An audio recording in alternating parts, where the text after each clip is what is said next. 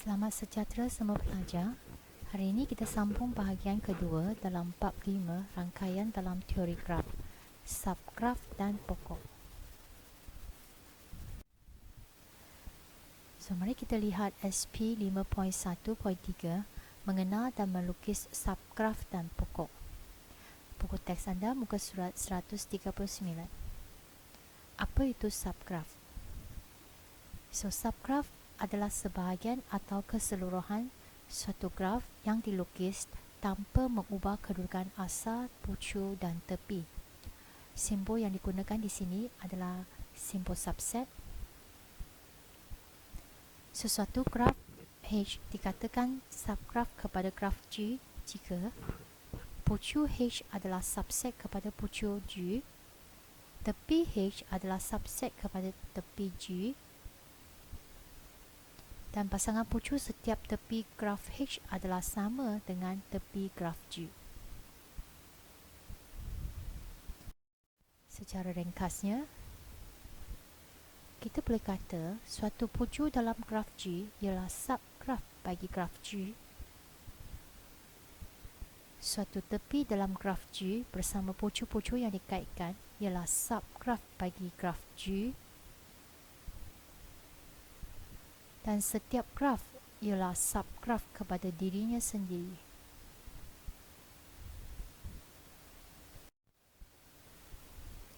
Okey, lihat contoh graf ini yang dibentuk oleh pucuk PQRS. Okey, contoh subgraf yang boleh didapati daripada graf ini ialah pucuk P boleh dikatakan sebagai subgraf.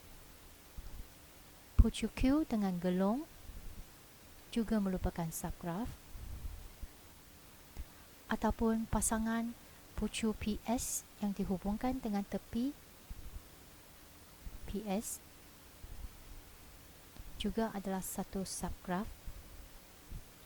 ataupun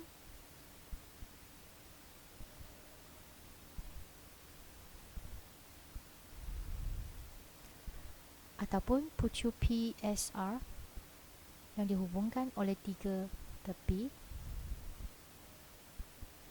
dan banyak lagi variasi bagi subgraf yang boleh kita lukis.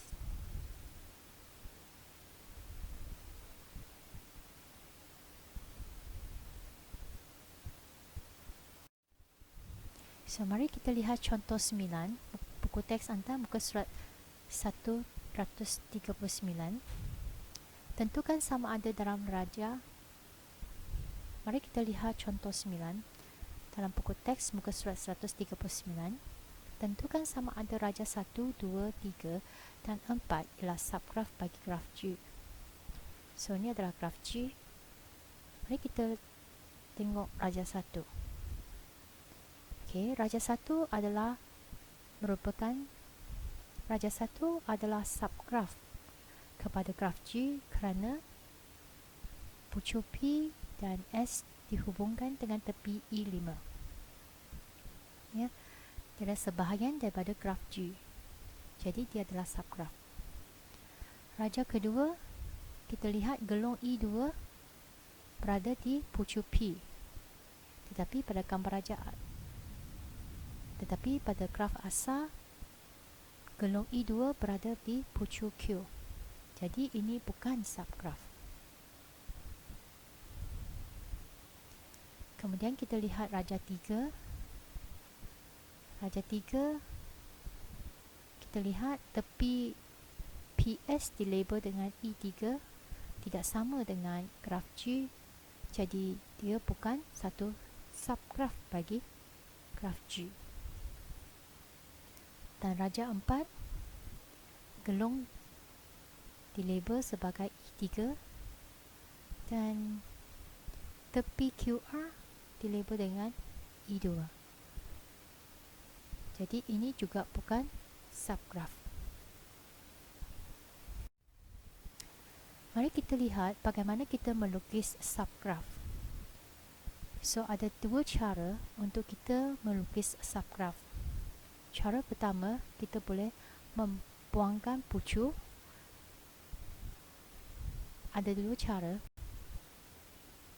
Ada dua cara kita boleh melukis subgraf. Kita boleh melukis subgraf dengan membuang pucuk ataupun tepi pada suatu graf. Sekiranya kita membuang tepi, okey,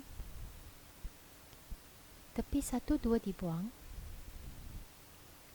tepi pada pucuk 1, 2 dibuang, kita akan dapat rajah, kita akan dapat subgraf seperti ini.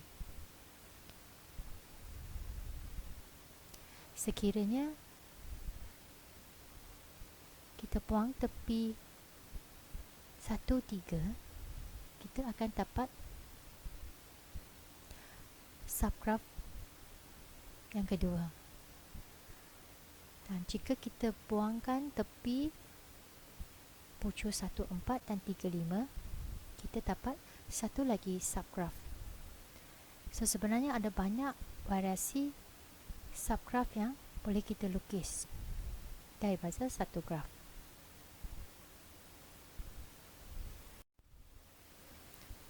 Jika kita membuang pucuk pada suatu graf, jika kita membuang pucuk pada satu graf,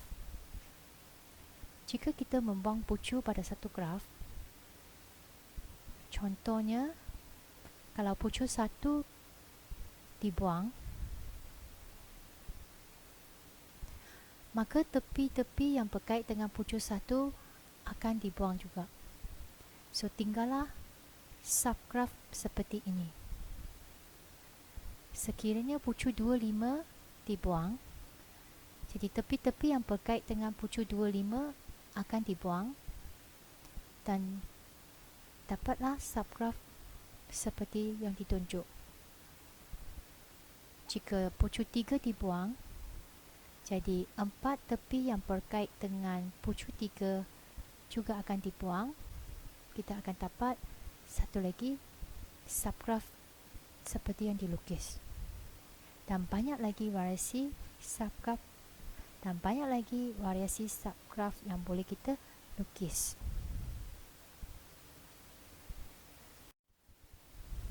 Okey, mari kita lihat apa itu pokok. Pokok adalah subgraf bagi suatu graf dengan semua pucuk mesti berkait dan setiap pasangan pucuk dikaitkan oleh satu tepi sahaja. Dan dalam pokok, dia tiada gelung ataupun berbilang tepi. Ini contoh pokok. Okey, mari kita perhatikan pucuknya ada 8. Mari kita perhatikan semua pucuk adalah bersambung. Setiap pasangan pucuk ada satu tepi sahaja. Graf mudah, ia merupakan graf mudah dan tiada kitaran, iaitu satu laluan sahaja untuk semua pucuk dan tepi. Ini adalah pokok. Satu lagi ciri-ciri pokok ialah bilangan tepi pokok mesti sama dengan bilangan pucuk tolak 1. Katakan bilangan pucuk adalah n, maka bilangan tepinya ialah n tolak 1. Contoh bagi pokok ini ada 6 pucuk. Jadi contoh bagi pokok ini ada 6 pucuk. Jadi tepinya contoh bilangan pucuk dalam pokok ini ada 6. Maka bilangan tepinya adalah 6 tolak 1 sama dengan 5. Okay.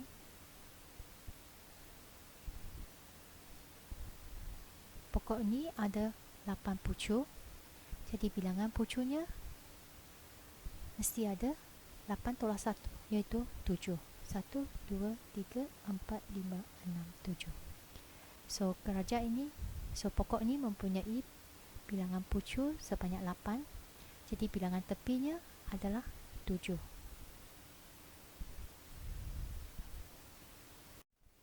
So contoh kegunaan pokok dalam kehidupan harian ataupun bidang lain. Kita lihat ni dalam bidang kimia. ataupun molekul-molekul air boleh ditulis dalam bentuk pokok. Okay. Contoh-contoh lain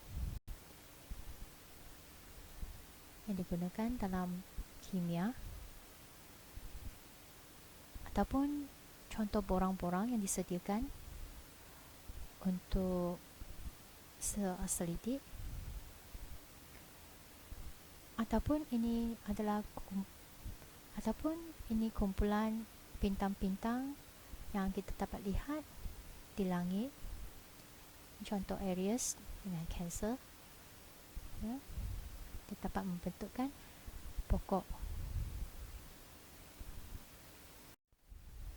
Okey, mari kita lihat contoh 10 dalam buku teks muka surat 140. Kena pasti sama ada pokok atau bukan pokok untuk raja yang dibawa. Berikan justifikasi anda. So, mari kita lihat raja 1. Okey. So, di sini ada 6 pucuk dan kita dapati ada 6. So, di sini kita nampak ada 6 pucuk dan dia ada 7 tepi.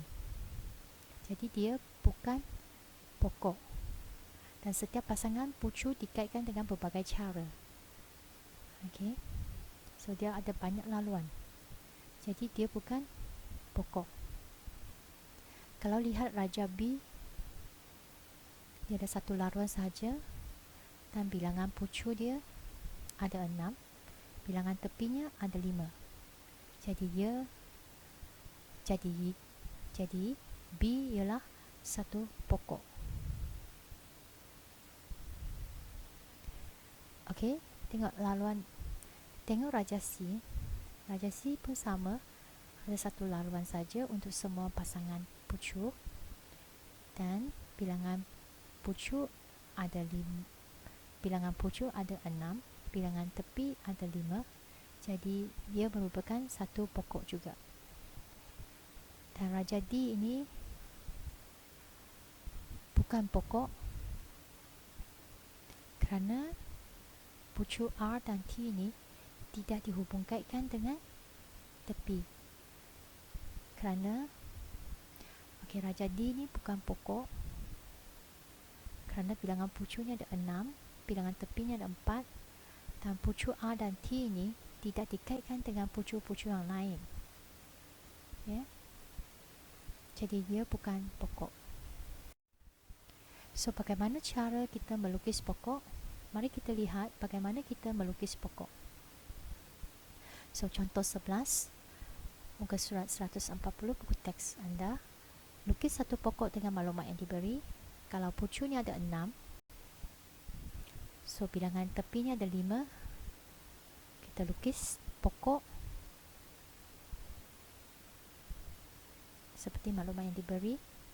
Okey, pastikan dia adalah satu laluan, tak ada kitaran, tak ada berbilang tepi dan dia ada gelung.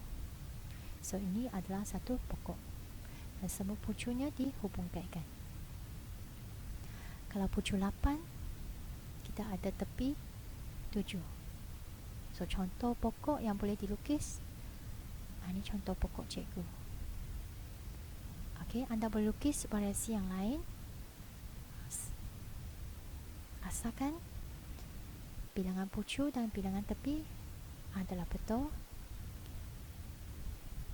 dan memenuhi syarat-syarat pokok dan memenuhi syarat-syarat pokok yang lain. Okey, tepi 4. Kalau tepinya 4, pucuknya adalah 4 tambah 1 iaitu 5. So, kita ada 5 pucuk, kita lukis 5 pucuk dan disambungkan dengan 4 tepi. So, kita boleh buat satu pokok yang ringkas untuk mewakili pokok. Dan kita boleh buat satu pokok yang ringkas dengan tepinya 4, pucuknya 5. Kalau tepinya 9, maksudnya pucuknya adalah 10. Jadi kita boleh lukis satu pokok yang memberi satu laluan saja yang menghubungkan semua pucuk-pucuk. Dan berbagai variasi boleh dilukis lagi, ya, selain daripada apa yang ditunjukkan oleh cikgu. So, contoh 12, mari kita lukiskan dua pokok berdasarkan graf yang diberi. So, ni graf yang diberi. So, kita nak lukis pokok. So, ada 5 pucuk. Kita lukiskan 5 pucuk, 4 tepi. Kita boleh jadi satu. Kita boleh lukis satu pokok macam ni. Ataupun macam ni. Okay. Kita tak ubah kedudukan asal, pucuk dan tepinya. Dan untuk soalan B, kita ada 6 pucuk. Jadi tepinya kita kena ada 5. So, tanpa mengubah kedudukan asal, pucuk dan tepi, kita boleh lukis pokok macam ni ataupun berbentuk macam ni. Okey. Mari kita lihat contoh 13. Buku teks muka surat 141. Kita nak lukis satu pokok dengan jumlah kita nak lukis satu pokok dengan jumlah nilai pemberat yang minimum. Okey. Graf ini menunjukkan graf ini adalah graf yang berpemberat, ya. Iaitu ada nilai pada tepi dia. So, bagaimana kita nak lukis satu pokok dengan jumlah nilai pemberat yang minimum? So, mula-mula tengok ada berapa pucuk. So, pucuknya ada 5. So, tepinya kena ada 4.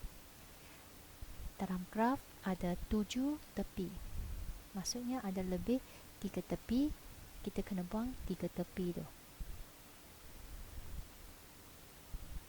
Okey, bagaimana kita nak buang tepi tu? Kita pilih nilai pemberat daripada nilai yang paling tinggi. Ya, ikut turutan.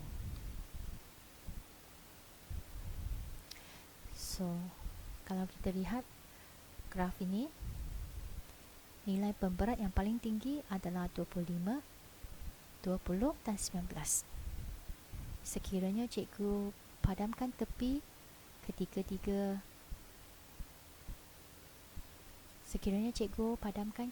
tepi ni, kita akan dapat satu subgraf macam ini. Tetapi ini bukan satu pokok. Ya, dia bukan satu pokok sebab P ini adalah pucuk yang terpencil. Dia tidak dihubungkaitkan dengan pucuk-pucuk lain. Jadi dia bukan satu pokok. So, kita buat semula. Kali ini kita pilih 25, 20 dan 17. Ya. Sebab selain daripada 19, 17 lah yang paling tinggi. So, kalau kita padamkan ketiga-tiga garis ini, kalau kita padamkan ketiga-tiga tepi ini, kita akan dapat satu pokok. So, ini adalah pokok dengan 5 pucuk dan 4 tepi. So, ini adalah satu pokok. Okey, itulah cara kita melukis pokok dengan mencari jumlah. Okey, mari kita tengok jumlah nilai pemberat dia. So, jumlah nilai pemberat dia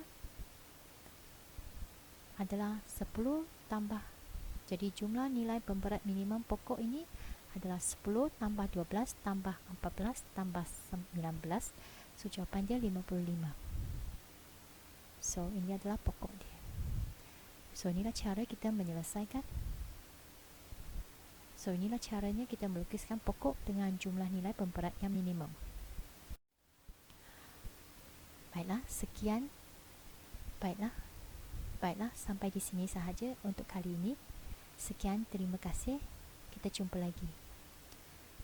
Baiklah, sampai di sini sahaja untuk kali ini. Kita jumpa lagi. Sekian, terima kasih.